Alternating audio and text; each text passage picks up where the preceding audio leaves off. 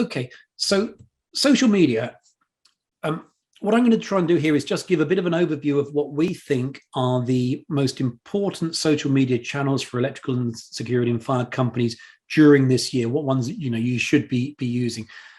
This is not do this, don't do anything else. This is what we sort of think is most effective, but you may find other things too. Currently, we think Facebook is really aimed at domestic customers. It's great from the point of view that a huge number of people use it, and B, you can easily post photos, examples of work you've done. But if you're trying to generate new inquiries from Facebook, really be thinking about domestic for that. Yes, if you're in the commercial arena, post examples of work you've done on there because so many people do use Facebook. But in terms of actually generating inquiries, think domestic for that side of things. LinkedIn, on the other hand, is much more effective at getting commercial inquiries.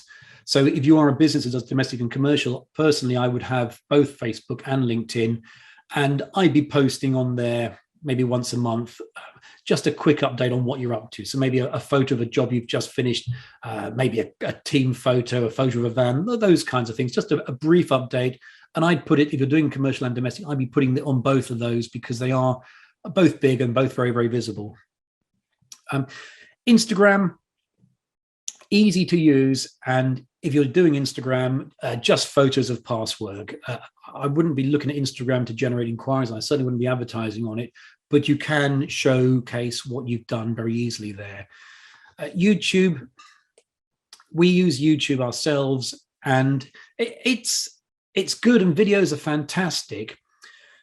But you have to think about how you're going to use it. And my view with YouTube for our sectors is you can record videos of work you've done and use them in case studies. So record a 2-minute video of an interesting job you've worked on. And then you've got a case study page on the website, and on there can be the YouTube video so someone can actually watch it. There's a lot of people doing the kind of how-to videos, and yes, they are good, but you have to sort of think how you're going to use it. If it's just on YouTube, it's probably not going to be found. There's so much on YouTube already. They always say it's the second biggest search engine after Google. But if you've got a video on how to change a fuse box, for example, it's probably going to get lost amongst all the other ones there. So probably not a very useful way of using it. However, if you were to record videos of what you're doing, so for example, let's say you're working on some CCTV cameras, no reason at all why you shouldn't do a quick video on your phone, talking into your camera, showing the installation job, a film of it, a couple of minutes in length, and it just gives a bit more background about who you are as a company. People can see you, and they can see the sort of the quality of work you're doing, etc. And that little video can then go on the website. It's on YouTube. It's sort of streamed through the website, so it won't slow anything down, and someone can just watch it. And in 2 minutes, they've got a warm, fuzzy feeling about you. There's Twitter, there's TikTok. My view on those is, if you're currently posting on them and using them and they're working, keep on doing it. But I don't think there's really a need to put too much effort in those. If I was to focus on anything, I would focus Facebook domestic, LinkedIn commercial, and then personally, I'd be taking a few videos now and again of yourself and your work, and trying to sort of add the human element to it, and then using those on the website, and probably also putting them on social media channels as well. So just to sort of show it a bit more detail, I'm sure most people know what Facebook is and how it works to a degree. This is not a company that we work with, but I think they're doing a fairly good job here. So in terms of what you want on Facebook, up the top of the page above here, you need to have a good banner image that sort of sums up the business. The ideal one being all the vans, all your electricians, your engineers, or whatever, in a row. That sort of photo that says in a couple of seconds who you are as a company. You need to have your logo.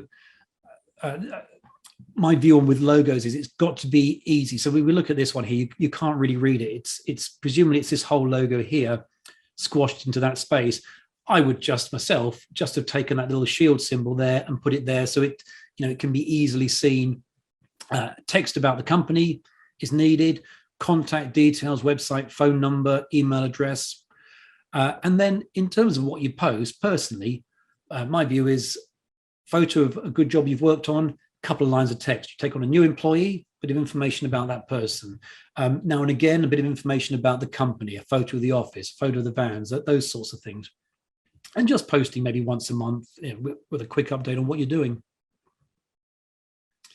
LinkedIn, very much the same. So a banner image at the top here, logo. So there's the logo, and it appears on all posts. Text about the company down here.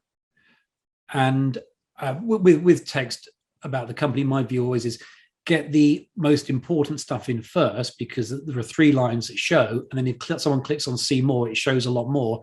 But try and in those 3 lines, sum up your business, and then lower down you can have more detail, maybe a list of the services or whatever.